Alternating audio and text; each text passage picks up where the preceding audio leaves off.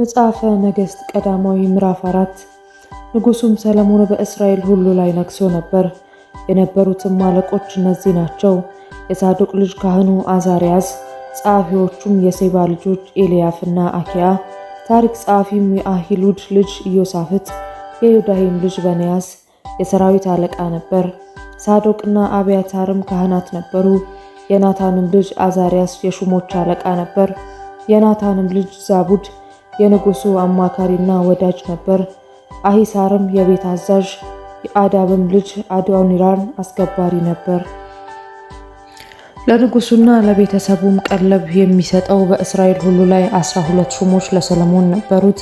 ከዓመቱ ውስጥ አንዱን ወር እያንዳንዳቸው ይቀልቡ ነበር። ስማቸውም ይህ ነበር፦ በተራራማው አገር በኤፍሬም የሁር ልጅ በማቃጽና በሸዓልቢም በቤት ሳሚስና በኤሎ ቤት ሃናን የዴቄር ልጅ በአሩቦት የሄሴር ልጅ ለእርሱም ሰኮትና የኦፌር አገር ሁሉ ነበር። በዶር አገር ዳርቻ ሁሉ የአሚናዳብ ልጅ እርሱም የሰለሞንን ልጅ ጣፈትን አግብቶ ነበር።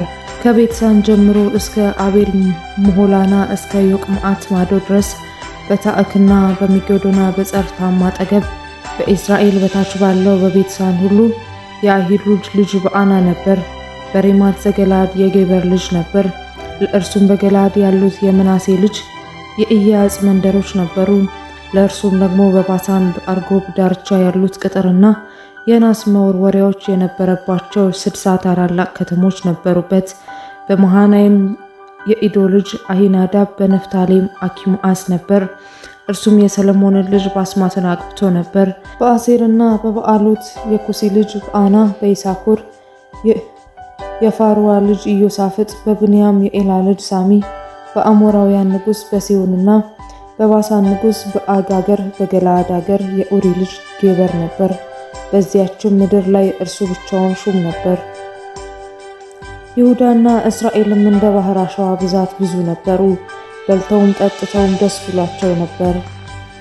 ሰለሞንም ከወንዙ ጀምሮ እስከ ግብፅ ዳርቻ እስከ ፍልስጤም ድረስ በመንግስታት ሁሉ ላይ ነግሶ ነበር።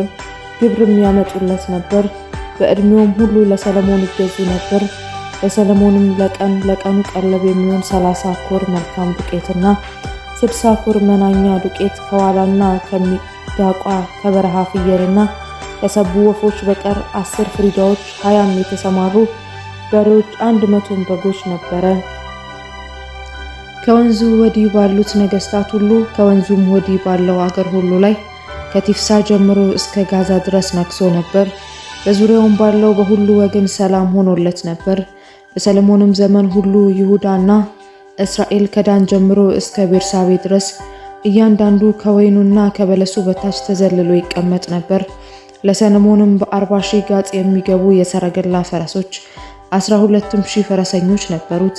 እነዚያም ሹሞች እያንዳንዳቸው በየወሩ ንጉሡን ሰለሞንንና ወደ ንጉሡ ወደ ሰለሞን ማዕድ የሚቀርቡትን ሁሉ ይቀልቡ ነበር፣ ምንም አያጎድሉም ነበር። እያንዳንዱም እንደ ደንቡ ለፈረሶቹና ለሰጋር በቅሎ ገብስና ጭድ ወደ ስፍራቸው ያመጡ ነበር። እግዚአብሔርም ለሰለሞን እጅግ ብዙ ጥበብና ማስተዋል በባህርም ዳር እንዳለ አሸዋ የልብ ስፋት ሰጠው። የሰለሞንም ጥበብ በምስራቅ ካሉ ሰዎች ሁሉ ጥበብና ከግብፅ ጥበብ ሁሉ በለጠ። ከሰውም ሁሉ ይልቅ ከኢዝራኤላዊው ታንና ከማሆል ልጆች ከሄማንና ከከልቀድ ከደራም ይልቅ ጥበበኛ ነበር። በዙሪያውም ባሉ አሕዛብ ሁሉ ዝናብ ወጣ። እርሱም 3000 ምሳሌዎች ተናገረ። መኃልዩም 5,000 ነበር።